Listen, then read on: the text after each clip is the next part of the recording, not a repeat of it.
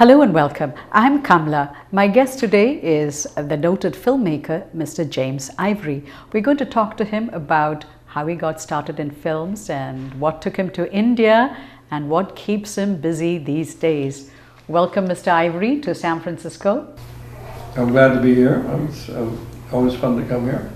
And this is where your film Maurice, which is being shown at the film festival, you mentioned just before we started the interview that this was the first place you brought the film and showed it. Well, I don't even know if it was the first place, but it was certainly, soon after it was finished, it was shown here. And we came out here, and it may have been part of the film festival. I just don't know. I can't remember why we were here and but it was a big theater full of people, and it went down very well. Okay, so you are part of the Merchant Ivory brand name, and you've produced over 40 films, won a handful of Oscars for your films. And there's still a chance maybe you could win an Oscar for yourself. Let's see. Well, I'll tell you, I read somewhere that people who were nominated for Oscars and didn't get them tended not to live as long as people who actually got them. Well, your films got them. Yeah, but I mean the first to get them. Okay. I throw that out for whatever it's worth. Okay. I think what many of us don't recognize is you're basically a West Coast person and a New Yorker.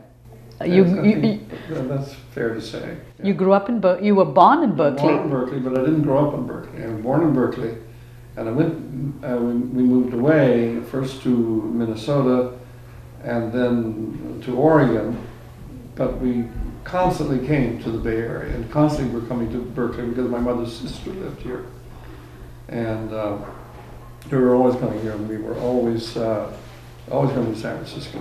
So how did you come from Oregon? Did you all drive down? Or? Drove down. So what was it like driving down from Oregon to Berkeley? Well, we usually stopped. We never tried to do it in one day. It was my parents and my sister. We never tried to do it in one day. And we would stop in a hotel in a little town in the Sacramento Valley called Corning. And there was a nice old-fashioned hotel there. We would always stop there and continue on. When you say nice old-fashioned, was it from the 1840s, from the... No, not old-fashioned like that. I mean, it's probably turn of the previous century. Okay. And then you'd come down, spend some time in Berkeley. And then what we used to do is the week between Christmas and New Year's, we would always come to San Francisco. And that was, my mother's birthday was on the 29th of December, so she would always have a birthday party at the Palace Hotel. Oh, right down here? Right down the street. And she would always have a party there, and various people would be invited. Not a big party, it was family, and my godparents used to come, and we did that every year. And we'd go to the theater as well, and there were those two theaters on Geary, which always had some sort of Broadway play there, and so we always went to the theater, and I'm sure that's my first encounter with the professional theater was going to plays in San Francisco at that time. Okay. And then you continued on in Oregon, which is where you studied. I went to the University of Oregon, and I studied. I was in the architecture school. The reason I went to the architecture school was that, I mean, I'd always painted and stuff, but the reason I went to the School of Architecture at Oregon was that I wanted to be a set designer in Hollywood. And that was an ambition that started quite early. I mean, probably when I was 11 or 12, I would think. And we had an architect friend in Klamath Falls, and I asked him what would be the best way for me to prepare to become a set designer. And he said, go to architecture school, which was very good advice, actually. And not that they taught set design at Oregon, they didn't.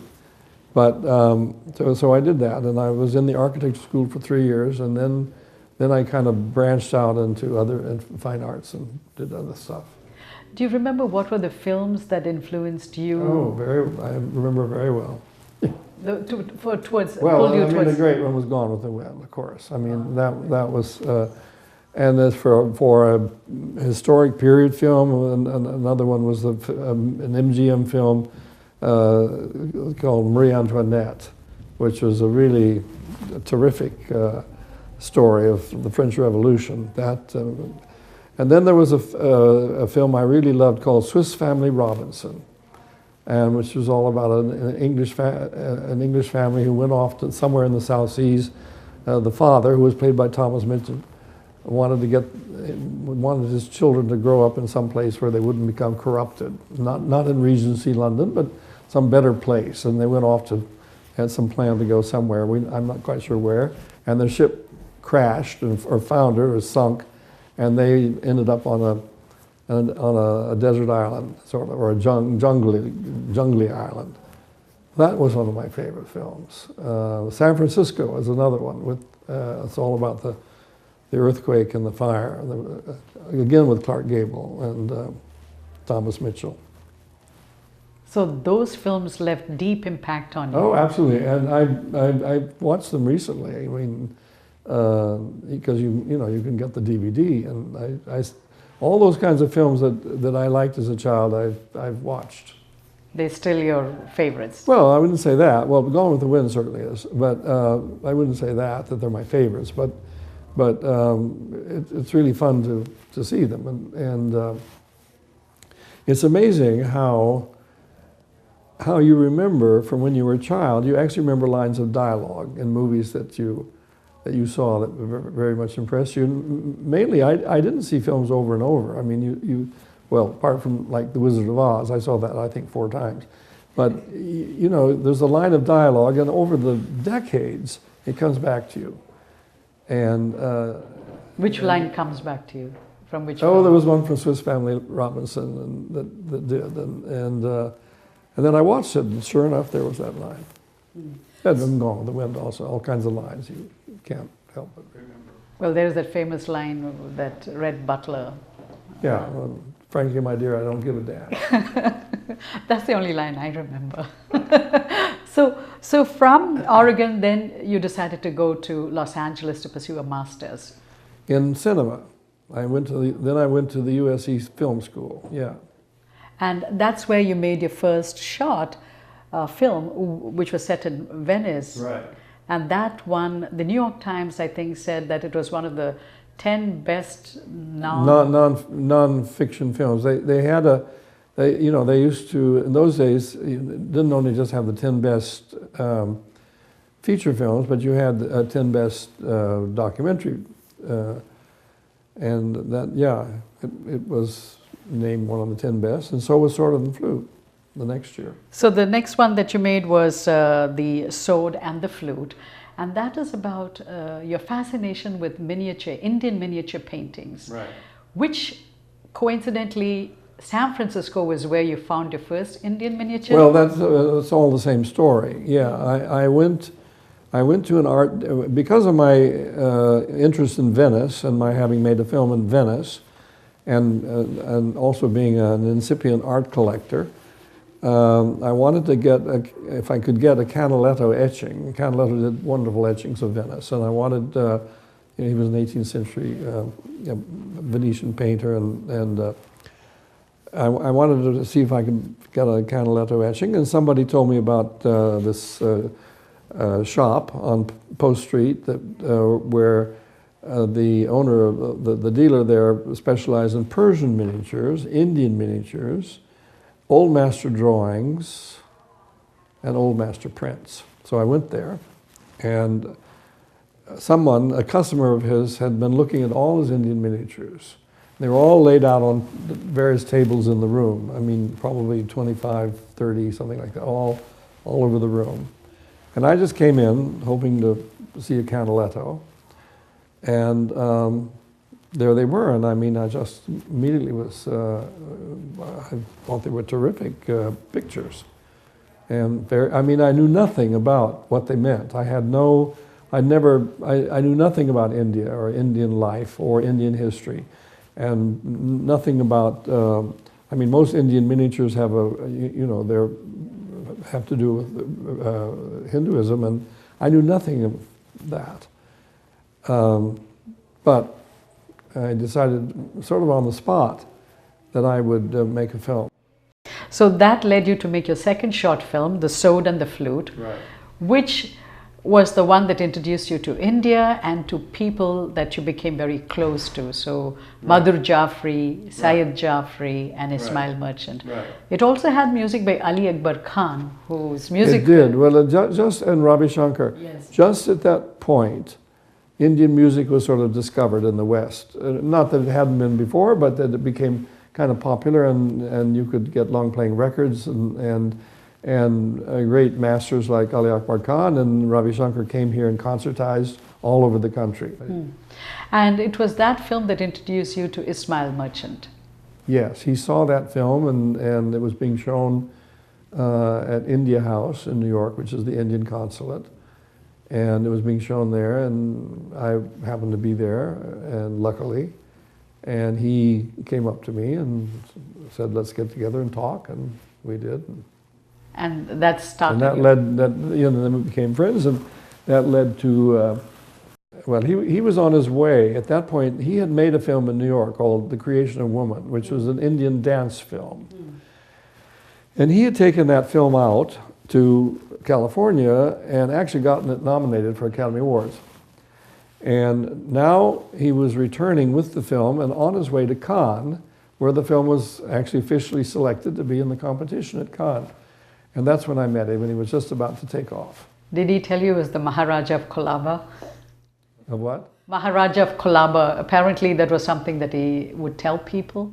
Oh, he said he was the Maharaja of this and that, all kinds of places. Not Colaba. No? I doubt it.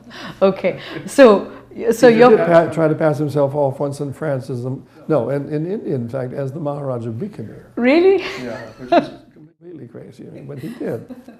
So your friendship started, and then the production, the Merchant Ivory brand name started with the first film you made, which was The Householder. Right. And there's an interesting story about how you tried to convince Ruth Prawar Jabwala, who had written the book. I guess she was reluctant to write the screenplay. No, she wasn't reluctant at all.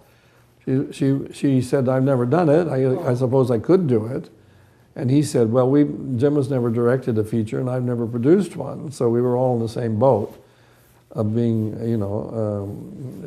total newcomers. So that forged this tight friendship between the three of you. You were the director, Mr. Merchant was the producer and the financier, right. And Ms. Jabwala was the writer. The writer, exactly. So the three of you had a fantastic collaboration and went on to produce, make a lot of interesting films. Right. But the first 15, 20 years, I guess your focus was on India? No.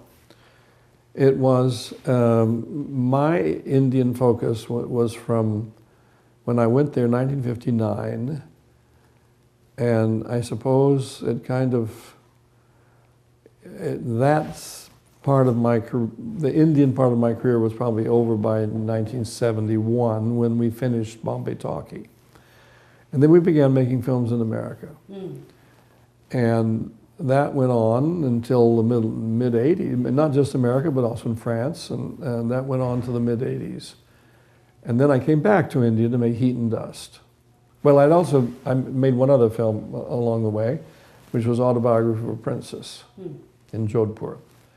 But the next feature film was Heat and Dust. And Julie Christie. And Julie Christie and Shashi again, and Greta Scacchi. And that was the mid-80s. And after that, you really didn't go and back. Then I didn't go back to make a film, but Ismail did. Okay. When I watched your early films, The Householder, Bombay Talkie, what struck me was the role of the radio. To me, it struck me as though the radio is almost a character. When I watched the film, there's a timestamp of what was happening in 1959 or 60 with songs. With the songs. And the songs, and sometimes even news broadcasts, yes. Or it could be some sort of ball game going on somewhere. Yeah. Cricket. cricket or whatever. Yeah, cricket. What do you remember about the radio, the role of radio in India when you were making films? Well, you hear it everywhere, and overwhelmingly it's blaring out from wherever you are in the streets and so on, loudspeakers, and it's always film songs. It's not just the radio. I mean, it's film music. Did you choose the Hindi film songs in your films? Some of them, not all of them.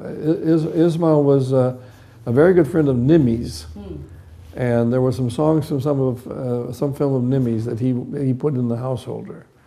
In fact, there's even a clip of her in the Householder singing. But then some I chose also. If I liked them and there was something unusual about them, or sometimes a melody would be interesting, and that would come out of it, and then I would say, well, let's have that. You also got help from Mr. Satyajit Ray, the famous Indian filmmaker. Right. For your first film? For the first film. He edited. He re-edited it, and we had the Householder was shot in both Hindi and in English. So we had two versions, and both of them too long. And we wanted we just felt, after it was all cut, we just felt they're kind of shapeless, and it could be improved, and the editor had sort of run out of ideas, and so by that time I knew him and Ray, and so we asked him whether we could bring him the film and whether he could look at it and tell us what he thought and give us some ideas about. One of the things we wanted to do was shorten it. They were just way too long. And so Ismail and I'm not sure whether we showed him we may have shown him the English version because Ray didn't speak Hindi. And probably we took the English version. I imagine we did. He said, yeah, he would recut it. He immediately saw that there were things he could do, and he said he liked it. He wouldn't have accepted it if he hadn't liked it. And he did recut it. So who knew Mr. Ray, you or Mr. Merchant? I knew. When we fast forward to your latter set of movies, which is what most of us remember here in the US, which are films based on Henry James. Well, there are 3 Henry James and 3 Forster films. Yeah. Forster was not interested in having his books made into films. No, he didn't mind TV, and he didn't mind stage productions, because Passage to India was first a stage production on the stage, and then. So why was he allergic to films? He just didn't want his books to be made into films. I don't know. I mean, I don't know why. And you almost missed an opportunity to make the most famous of his novels. Well, I did, and not almost missed, and it wasn't a miss. It was I didn't want to make Passage to India, because Ray wanted to make Passage to India, and Forster had turned Ray down, and we were offered Passage to India by Forster's estate at King's College in Cambridge. But I didn't want to do it. If they had turned Ray down, I then didn't want to take it up myself. Ismail was going to make it with Ray and Vanessa Redgrave. That was the plan. If they ever could have gotten it together, or had, with Forster. And Ray went to meet Forster, and took one or more of his films to show Forster, and Forster admired them and thought they were great, but he still didn't want to allow Ray to make Passage to India. So what was the E.M. Forster film that you ended up making? Room with a View. Which is the one that got you a lot of... Yeah, and also another reason I didn't really want to make Passage to India was that we had made Heat and Dust. And Heat and Dust, which was a big success, it was still then playing in the theaters when we went up to Cambridge to talk to the estate of Forster. And I just didn't, we'd already decided we wanted to make A Room with a View. So we told them that's the novel we really wanted to make, and they were astonished, and their mouths sort of dropped. Why would you want to make that little novel and not this other great thing? Or say Howard's End. But that's what we wanted to do. Why? Why did you want to make it? I just thought it would be enjoyable and fun to make. But there was another reason. one of my favorite places to be was Italy. But because I was so much involved with India for such a long time, it ended up that I never got to go to Italy anymore, and I almost never went. And I wanted to go back to Italy. I wanted to make a film in Italy. It was as simple as that? Simple as that. You just wanted to go back to it? Yep, and I think that's why I chose that book. Can you help us understand how did the process, how did the idea, when the three of you got together, how did you decide on a story, and then how did you end up making a film? Because you were only interested in the direction part. The money making, the money raising, and the production part was all Mr. Merchant's. How did you all then converge and make a film? Was a lot of tension, creative tension? No, not at all. Not at all. We chose authors who Ruth admired. I mean, she was a devotee of Forster's writing, and particularly of Henry James's writing. So there was never, if I said, well, she said about Henry James, she said to me, Jim, he was writing for you, meaning me. That was her opinion. And therefore I should read Henry James's novels and find out what they were and get some idea about James. And so I did. And we chose, the first James novel that we chose to do was The Europeans. And, but all along in there, I was having this past in India. Naturally, I read Passage to India. And I got to read, I got to know the other Forster novels, but I had no particular interest in England as such. I mean, I rarely went there. If I went to Europe, I went either to France or to Italy.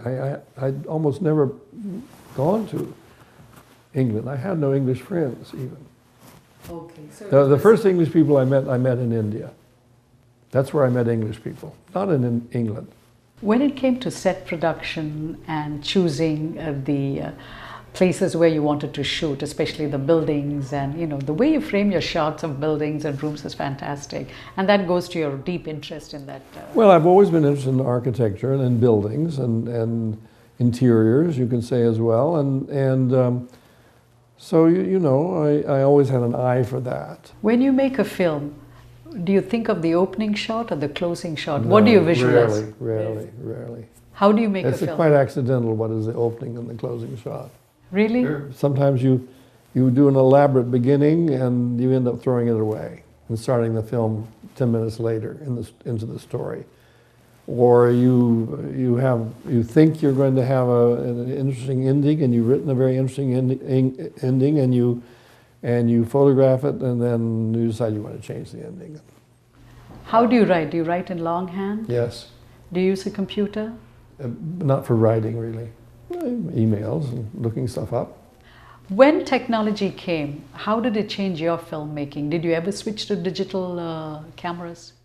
When we made The City of Final Destination, yes. I mean, by that point, there was that. That was your last... The last film which we made in Argentina. Okay. But, now if I made something, I'm sure I would work digitally, but it hadn't happened yet. Are you still interested in Richard II? Yes, very much so. And where is it going, the project? I don't know. I mean, it would be nice if we could make it. What is before it about? I get too old. How old are you, Mr. Ivory? You don't need to know. You can look it up. So, Mr. Ivory, how do you plan? What was it about Richard II that attracted you? Well, it's an extraordinary character, Richard, and he starts out as a sort of villainous person. And gradually, because of the terrible things that happened to him, he then becomes a sort of philosopher, poet, king, who is then murdered. And it's just a wonderful character. So now you know your British history. Well, I know a good deal now. I didn't know it before. Well, I knew some British history. I had some idea about it, but not so much as I know now. Okay. So tell us about your film that's going to be showing here at the 60th San Francisco International Film Festival, Maurice. It's pronounced Morris. Morris. Yeah. Okay, I stand corrected. Maurice, but it's supposed to be pronounced Morris. I stand corrected. Okay. So what memories come back to you when you think of that film? It was raining all the time. In England? Yeah. We had one sunny day, the day of the cricket match, It was the gods were smiling, and we had a sunny day. All of the time it was cold and miserable. I remember that, and no, it was. I enjoyed making that film very much. Oh, and another thing that was not good, as bad as the weather, was that there was a mutiny amongst the film crew. They didn't like working with a French cinematographer for some reason, the English camera crew. And I don't know, they just, I mean, like all cameramen, he had his ideas and he said, do this, do that. And somehow coming from a Frenchman, that disturbed them. And one day they just up and quit, the whole lot. Oh my God. Yeah. So then what happened? It was amazing. And the same day we got a new crew. I mean, we had the same cameraman, of course. And, but they came down from London and we went on. One of the things that comes up when you talk about your production is the fact that Mr. Merchant always made food for the crew and... well, no, he didn't always make food for the crew. I mean, he would have a sort of... It started out when we were making a film in upstate New York called Savages. And he got the idea of... we were really strapped financially on that. And he got the idea... Well, we would show rushes on Friday night. And he would cook up a big Indian meal for everybody on a Friday night. And that's how that started. And on other films, we would do that as well. Not in India, for instance. If we were there, that didn't happen. But if we were away from India, he would do that sometimes. But, I mean, he was a great cook, but he certainly didn't feed the crew. Do you miss his food? Yes. You do? Okay. My last question is, you still have ties to Oregon. Do you still go back to that little cottage? Yeah, it is a little cottage. I mean, there are several cottages that make up a little compound, but it's surprisingly small. And I go every summer, yeah. Friends come with me, and I have friends there that I went to high school with. And what do you do when you meet your high school friends? Well, together, what do? We read. And shoot the breeze? Oh, some of it. You know, when you get old, you don't talk so much. A lot of talking is for younger people. We read, we watch movies every night. On what? Well, DVD. Things like Swiss Family Robinson and other movies. Or another great movie that I forgot to tell you was Caesar and Cleopatra. That English version of Caesar and Cleopatra with Claude Rains and Vivian Leigh. And that was another extraordinary for me, because I've always been very, very interested in ancient Egypt. It's been one of ancient Egypt and ancient Rome. Been two sort of hobbies of mine. And it's a very good film. Mr. Ivory, thank you so much for your time. We really You're enjoyed welcome. talking to you. You're welcome. You were listening to Mr. James Ivory talk about his life as a filmmaker. If you missed any of our shows, you can watch them on our YouTube channel. We'll be back again next week with another edition of our show.